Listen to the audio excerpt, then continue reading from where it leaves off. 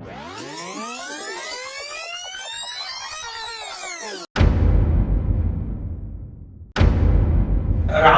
એટલે રાવણનો સમાનાર્થી જોવા જઈએ તો અભિમાન. રાવણનું પતન થવાનું મુખ્ય કારણ અભિમાન હતું. એવું તેનું જીવન કેવું હતું કે જે લોકો એને અભિમાન સાથે સરખાવતા? દુનિયામાં એક જ વસ્તુ યાદ રાખવાનું, ભગવાન બધું જ ચલાવી લે.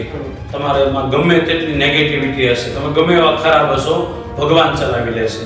તમે ક્રોધી હશો તો ભગવાન ચલાવી લેશે, તમે લોભી હશો તો ભગવાન ચલાવી લેશે, પણ તમારો અભિમાન ભગવાન ક્યારેય ચલાવી નહીં લે. કારણ કે દુનિયામાં અભિમાન ભગવાનને બિલકુલ ગમતું નથી. કારણ કે અભિમાન ભગવાન પોતે નથી કરતા. આટલી મોટી સૃષ્ટિ બનાવ્યા પછી તમે ક્યાંય નહીં જો કે ભગવાન પોતે અભિમાન કરીને કહેતા મેં સૃષ્ટિ બનાવી.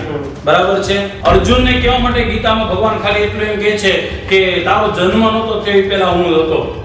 આજે પણ છું, કદાચ આ પૃથ્વીનો પ્રલય થઈ જાય ત્યારે બોલવાનો, પણ એ અભિમાનનો શબ્દ નથી. પરબ્રહ્મ પરમાત્માનો અવતાર કહે છે. તમને મને કોઈ રાઈટ જ નથી કે આપણે અભિમાન કરીએ. બીજું, અભિમાન જ્યારે આવે ને ત્યારે ભગવાનની અભિમાનને દૂર કરે ને કરે. પછી રાવણ હોય તોય ભલે, હું હોય તોય ભલે, નાનામાં નાનો માણસ હોય તોય ભલે, મોટો અભિમાન ભગવાન કોઈ દી કોઈનું નથી ચલાવતા. રાવણ તો બહુ તપસ્વી વ્યક્તિ હતો. કહેવાનું મન થાય દુનિયામાં માણસોમાં જેટલા ગુણો એની કરતા 1000 ગુણ વધારે હતા સારા રાવણમાં, પણ એક જ દુર્ગુણ અભિમાન. અને બીજું, ઘણા લોકો વારા ઘડી અભિમાન કરે, અભિમાન પરિણામ એનું પતન થાય ને થાય. મેં એવા વ્યક્તિને જોયા છે કે ટોપ લેવલે પહોંચી ગયા પછી થોડુંક પણ અભિમાન આવી જાય કે આ મારી સિવાય કોઈ ન કરી શકે એટલે ધડામનારા નીચે આવે છે. આવા સમાજના એટલા લોકોને જોયા છે કે વાત જ જવા દો.